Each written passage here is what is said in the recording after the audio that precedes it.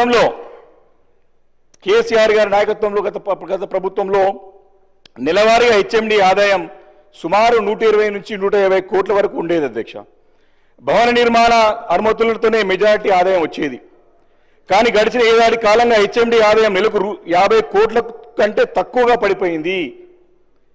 అంటే దీని యొక్క సంస్థ యొక్క నిర్వహణ దాని యొక్క మెయింటెనెన్స్గా సరిపోతుంది అధ్యక్ష. ఎందుకు ఈ రకంగా పడిపోయింది అని ఖచ్చితంగా సమాధానం చెప్పాల్సిన అవసరం ఉంది అధ్యక్ష. ఇప్పుడు హెచ్ఎండిఏ చేతిలో సుమారు 23,000 కోట్ల రూపాయలతో ప్రాజెక్టులు చేయాల్సినటువంటి బాధ్యత వారు తీసుకున్నారు అధ్యక్ష. హెచ్ఎండిఏ చేతులు ఎలివేటెడ్ కారిడార్లు, కోత్వాల్గూడ పార్కు, లింక్ రోడ్లు, మాస్టర్ ప్లాన్ రూపకల్పన, చెరువుల సుందరీకరణ ఇలాంటి పనులు దగ్గర 23,000 కోట్ల రూపాయలు అవసరం ఉన్నాయి. మరి ఏ రకంగా చేస్తారు? 200 కోట్ల రూపాయల ఆదాయం ఉండేది మనకి 50 కోట్లకు నెలకు పడిపోయిందంటే దీనికి బాధ్యత ఎవరు తీసుకుంటారు? దీనికి కారణం ఏందో చెప్పాల్సిన అవసరం ఎంతైనా ఉందని చెప్పి మనవి చేస్తున్నాను అధ్యక్ష. హెచ్ఎండిఏకి ఆదాయం తగ్గిపోయింది పూర్తిగా, ప్రభుత్వం కూడా ఇస్తలేదు. అందుకే భూములు అమ్ముకోమని చెప్పేసి ప్రభుత్వం డైరెక్ట్గా చెప్తున్నట్టు స్పష్టంగా అర్థమవుతుంది అధ్యక్ష. భూముల మీద తీసుకుందామంటే ఈ హైడ్రా పుణ్యమా అని చెప్పేసి రియల్ ఎస్టేట్ మొత్తం పడిపోయి మరి ఏ రకంగా పరిస్థితి ఉందో హైదరాబాద్ నగర ప్రజలకి రియల్ ఎస్టేట్ వ్యాపారం ప్రతి ఒక్కరు కూడా తెలుసు అధ్యక్ష. హెచ్ఎండిఏ పరిధిలో దాదాపు 3,000 చదరపు కిలోమీటర్ల పెంచడానికి ప్రయత్నం చేసి ఆల్రెడీ మరి ఇదే యొక్క దీంట్లో మరి దాన్ని గురించి చర్చ పెట్టి బిల్లు కూడా తీసుకొచ్చిన సంగతి చూసాం అధ్యక్ష.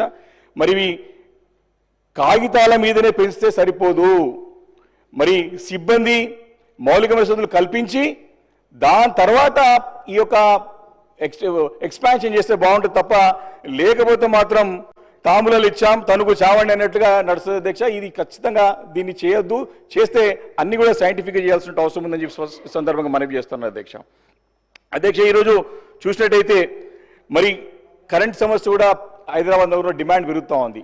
ఈరోజు కరెంటు కూడా పోతా ఉంది. గతంలో 24 hours నాణ్యమైన విద్యుత్ హైదరాబాద్ నగరానికి ఇచ్చి మరి ఆ రోజు సమస్యను పరిష్కరిస్తే మళ్ళీ కొత్తగా స్టార్ట్ అయింది అధ్యక్ష. ఇప్పుడు ఎందుకు స్టార్ట్ అయిందంటే మరి దీని వినియోగం ఆల్మోస్ట్ ఆల్ ఎంత పెరిగింది అధ్యక్ష? ఈ మార్చిలోనే సగటు వినియోగము దాదాపు 80 MUలకు చేరింది అధ్యక్ష. అంటే 3,700 మెగావాట్స్కి వినియోగం వచ్చింది అధ్యక్ష. గతంలో కేసీఆర్ గారి నాయకత్వంలో గ్రేటర్ గ్రిడ్ని రూపొందించుకునేందుకు దానిపై ఇప్పుడు ఎంత భారం పెరిగినా కరెంటు వస్తుంది. ఎందుకంటే ప్రతి వినియోగం ప్రతి సంవత్సరం కూడా 10 to 15% పెరుగుతుంది అధ్యక్ష. అందుకు అనుగుణంగా కొత్త సబ్స్టేషన్లు, ట్రాన్స్ఫార్మర్లు, లైన్లు వేయాలి. కానీ ఇప్పుడు ప్రభుత్వం మాత్రము అసలు వేసవి కార్యాచరణ రూపొందించలేదు, అమలు చేయలేదు, ప్లాన్ లేదు, ప్లాన్ ఆఫ్ యాక్షన్ లేదు, ఇంప్లిమెంటేషన్ కూడా చేయడానికి ప్రయత్నం చేస్తలేదు అధ్యక్ష. అందుకే గతంలో లేక 24 hours కరెంటు ఉండటం లేదు అధ్యక్ష. గ్రేటర్ పరిధిలో 72 సబ్స్టేషన్లు ఏర్పాటు చేయాలని ఏడాదిన్నర కిందటనే అధికారులు ప్రతిపాదనలు పెట్టారు. గతంలో 1-2 సబ్స్టేషన్ల కోసం టెండర్లు పిలిచేవాళ్ళు అధ్యక్ష. సబ్స్టేషన్ ఎక్కడ అవసరం ఉంటే అప్పటికప్పుడు 1, 2, 3 ఎన్ని అవసరం ఉంటే అప్పుడు టెండర్లు పిలిచేవారు అధ్యక్ష. దీంతో చిన్న కాంట్రాక్ట్ సరే వాళ్ళు పనులు చేసుకుంటుంటే తగ్గించుకొని పూర్తి చేస్తుండే అక్కడిక్కడ సమస్య పరిష్కరిస్తూ ఉండే. కానీ గత ఏడాది ఈ టెండర్లను ఆపేసారు అధ్యక్ష. సబ్స్టేషన్లకి 1, 2, 3, 4 సబ్స్టేషన్లు పెడతాం కానీ దాన్ని ఆపేసి దక్షిణ డిస్కం పరిధిలోని 200 పైగా సబ్స్టేషన్లు కలిపి ఒకేసారి టెండర్లు పిలిచారు.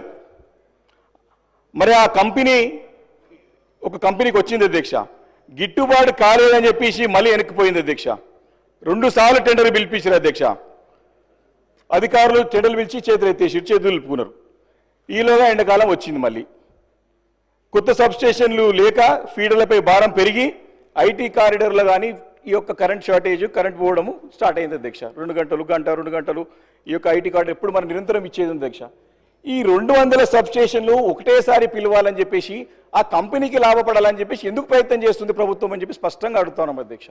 మరి కంపెనీ అనుకున్న వ్యక్తులు పెద్ద వ్యక్తులు అధ్యక్ష, నేను పేరు చెప్పలేను, బాగుండవు చెప్తే కూడా బాధ్యత గల పదవిలో ఉన్నారు వారు. వారికి లాభం చేయడానికే మరి చేస్తున్నారా? ప్రజలు బాగోలు పట్టించుకోరా అని చెప్పేసి సందర్భంగా నేను అడుగుతా ఉన్నాను అధ్యక్ష. సింపుల్గా ఈరోజు హైదరాబాద్ నగరంలో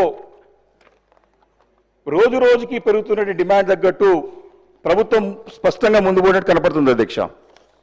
ఎందుకంటే హెచ్సిటీ కింద ప్రభుత్వము ప్రతిష్టాత్మకంగా పనులు ప్రారంభించింది. కానీ పర్సూయెన్స్ లేదు, ఫాలోఅప్ లేదు, సమీక్షలు లేవు. ఇది హైదరాబాద్ నగరం అంటే అధ్యక్ష దీన్ని వైబ్రెంట్ సిటీ అధ్యక్ష, ఎప్పటికప్పుడు దీనిపైన మనం దృష్టి కేంద్రీకరించుకొని దీన్ని సమీక్షలు చేస్తుంటేనే చేస్తుంటేనే పనులు ముందుకు పోతాయి అధ్యక్ష. బాధాకరమైన విషయం ఏంటంటే ఇంత పెద్ద హైదరాబాద్ నగరానికి చెందినటువంటి ఒక మంత్రి లేడు అధ్యక్ష. అంతో ఇంత ఉందంటే మాకు ఉమ్మడి రంగారెడ్డి జిల్లాకి ఉంది, మీరే అధ్యక్ష. మాకు బాధ ఎందుకంటే అధ్యక్ష ఈ పనులు చేసిరు, కేటాయించరు, కానీ పనులు ముందుకు పోతలేదు. ఉదాహరణకి మా దగ్గరనే ఫాక్సాగర్ రోడ్, మా ఇంటి పక్కకే ఫాక్సాగర్ రోడ్ ఉంటుంది అధ్యక్ష. 100 feet రోడ్ శాంక్షన్ అయింది గతంలో, కానీ 100 feet పాసిబిలిటీ లేదు. దాన్ని 40 feet చేయమని చెప్పేసి అధికారులకు చెప్పినా పట్టించుకుంటలేరు. 100 feet గతంలో తీసుకున్నారు, బట్ అది ఫీజిబిలిటీ లేదు. అక్కడ ఒక పక్క బండి ఉంటుంది, ఒక పక్క ఇండ్లు ఉంటాయి, కోర్టుల కేసులు పోయి పండింగ్ పడిపోతుంది అది. కాబట్టి హెచ్సిటీ కింద ఇంత పెద్ద ఎత్తున మీరు ప్రతిష్టాత్మకంగా తీసుకొని దగ్గర 7,000 కోట్లతో పనులు ప్రారంభించి, కానీ పనులు ముందుకు పోకపోతే ఎవరికి నష్టం అధ్యక్ష? అది డైరెక్ట్గా ప్రజలకు నష్టం, ప్రభుత్వానికి కూడా చెడ్డ పేరు, బాధ్యత తీసుకుంటే ఎమ్మెల్యేలకి కానీ కూడా ప్రజాప్రతినిధులకు కూడా చెడ్డ పేరు.